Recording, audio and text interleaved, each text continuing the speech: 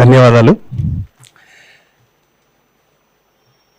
50 వసంతాల అరుణోదయ సాంస్కృతిక సమైక్య సభలకి విచ్చేసినటువంటి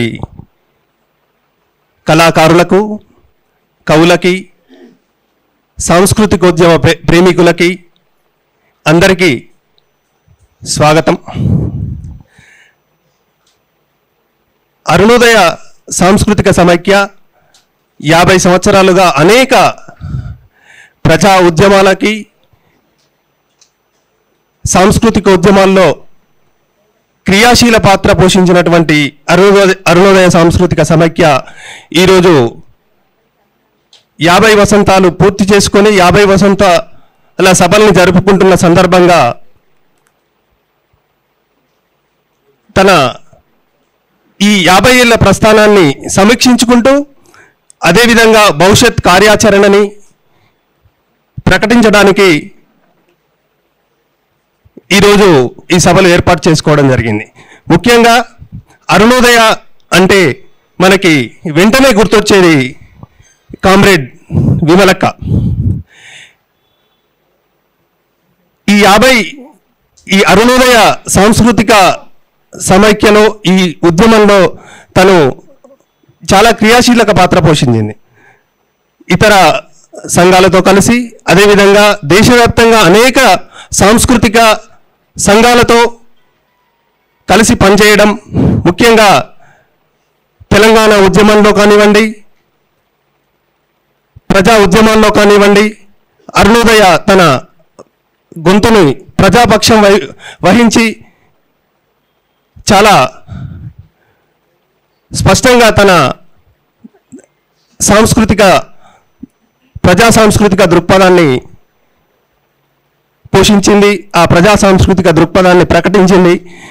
ప్రజల వైపు నిలబడి కొత్త తరాన్ని తయారు చేయడంలో కానివ్వండి, వాళ్ళని సాంస్కృతికోద్యమంలోనికి ఆహ్వానించేందుకు ఆ క్రమంలో విశేష కృషి చేసినటువంటి అరుణోదయ సాంస్కృతిక సమైక్య గురించి మనం మాట్లాడుకోవాల్సినటువంటి చారిత్రక సందర్భం ఈరోజు ఏర్పడింది. ఎందుకంటే తెలంగాణ ఏర్పాటు తర్వాత ఒక నిజానికి సంక్షోభం అంటామా, ఒక సాంస్కృతిక సంక్షోభం అంటే ఈ టెక్నాలజీ ప్రభావం కానివ్వండి, అట్లాంటి ఒక సంక్షోభంలో సంక్షోభంలోకి నెట్టివేయడం అంటే సంక్షోభంలో పడిపోయాం మనం. ఈ సందర్భంగా నిజానికి ఒక ప్రశ్న, ఎందుకంటే అయిపోయిందా అరుణోదయ సాంస్కృతిక సమైక్య 50 సంవత్సరాలు పూర్తి చేసుకుంది, అన్ని ఉద్యమాల్లో తన పాత్రను పోషించడం, నిజానికి ఒక ప్రతిపక్ష పాత్రలాగా అట్లా ఒక సాంస్కృతిక పక్షం వహించి అట్లా నిలబడ్డది. ఇప్పుడు ఏం చేస్తుంది? ఇప్పుడు ఏం చేయాలనుకుంటుంది? భవిష్యత్ తరాలని ఈ ఉద్యమంలోకి ఎట్లా ఆహ్వానించడం?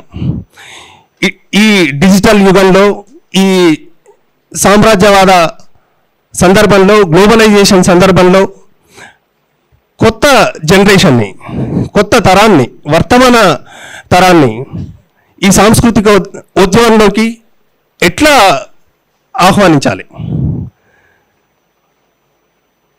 ఇదంతా సమీక్షించుకోవాల్సిన సందర్భం ఇది. ఎందుకంటే నేను నల్గొండ మొదటిసారిగా 90లో చిన్నప్పుడు అరుణోదయ విమలక్క పాటని నేను మా ఊరిలో విన్నాను. ఆ జ్ఞాపకం నన్ను ఎప్పుడూ వెంటాడుతూ ఉంటుంది. ఒక బృందం, ముఖ్యంగా మాది నల్గొండ జిల్లా మోత్కూరులో అరుణోదయ విమలక్క, రాయి కృష్ణ, పైలం సంతోష్, ఇంకా ఇతరులు వీళ్ళు వచ్చి మా దగ్గర వివిధ సందర్భాల్లో పాటలు, ఒక చైతన్యమైనటువంటి గీతాలు వినిపించేవాళ్ళు.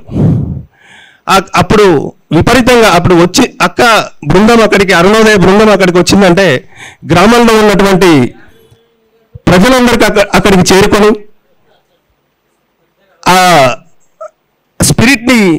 స్వీకరించే వాళ్ళు అది వాళ్ళు ఏం చెప్తున్నారు ఆ సంక్షోభానికి సంబంధించి అట్లా ఆ వర్తమాన విషయాలు ఆ చైతన్యం చేసే క్రమాన్ని ఒక స్ట్రీట్ సాంగ్ ఒక స్ట్రీట్ ప్లే అట్లా వినిపించేవాళ్ళు. అది నాకు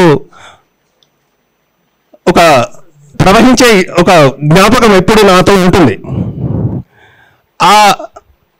అట్లాంటిది ఇప్పుడు ఈ సందర్భంలో ఈ టైంలో నిజానికి మనం వీధుల్లో లేదంటే గ్రామాల్లో పట్టణాల్లో ఉద్యమ గీతాలు వినిపించడానికి లేదంటే ఒక చైతన్యమైనటువంటి వేదికల్ని తయారు చేయడానికి ఇప్పుడు మనము ఫామ్ని మార్చుకునే పరిస్థితి ఏర్పడింది. ఎందుకు అనంటే ఇప్పుడు మొత్తం డిజిటల్లోనే మన మెసేజెస్ను ఇవ్వాల్సిన సందర్భం ఏర్పడింది. ఇట్లాంటి టైంలో ఎట్లా నెక్స్ట్ ఎలా చేయాలి ఉద్యమాలను కానివ్వండి లేదంటే కొత్త తరానికి మనం ఎలాంటి స్పిరిట్ ఇవ్వాలి అది మనం ఆలోచించుకోవాల్సిన కార్యాచరణని రూపొందించుకోవాల్సినటువంటి అవసరం కూడా ఉంది. అదేవిధంగా ఈ సెషన్లో మాట్లాడడానికి విచ్చేసినటువంటి కొండా నాగేశ్వరరావు గారికి ఒక టాపిక్ ఇచ్చారు. అది సామ్రాజ్యవాద సాంస్కృతిక దాడిలో ఈ సామ్రాజ్యవాద సంస్కృతి దాడి అనే ఈ విషయాన్ని ఈ సంక్షోభమైన సందర్భంలో అసలు దాన్ని ఎట్లా ఎదుర్కోవాలి ప్రజా ఉద్యమాలు లేదంటే సాంస్కృతికోద్యమాలు అనే విషయాన్ని అన్న మాట్లాడతారు. అన్నని ఆహ్వానిస్తున్నాను.